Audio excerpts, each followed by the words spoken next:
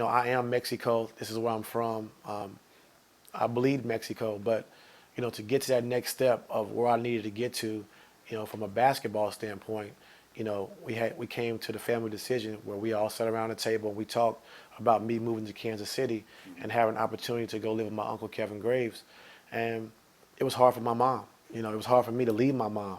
Because, you know, what what worse thing could happen from you know, your son, leaving your mom and going to live somewhere else. It had to be tough, for my mom. And it was tough for me.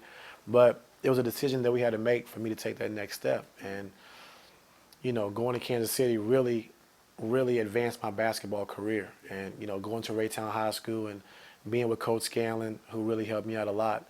The city of Kansas City really put me on the map as far as basketball and who I became as a basketball player, of getting notoriety and college teams coming in to recruit guys like Derek Hood and, Earl Watson and all the great players that we had in Kansas City.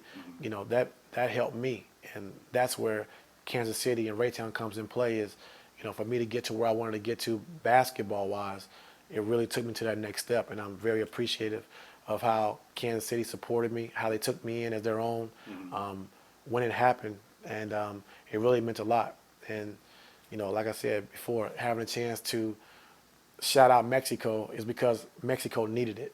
The city of Mexico and the kids, the community, the older folks, they needed it and needed something positive and something uplifting, to get this town going again, to generate positive energy. And I think it's done that. And, that's no knock on Kansas City because everyone knows I'm from Kansas City, went to Raytown High School. But, Mexico at the time, they needed that. And Kansas City, yes, it's home. And Kansas City, they just won a World Series. So I know the city is jumping, they're happy. And I just, for me, I just thought that Mexico, they really needed that at the moment.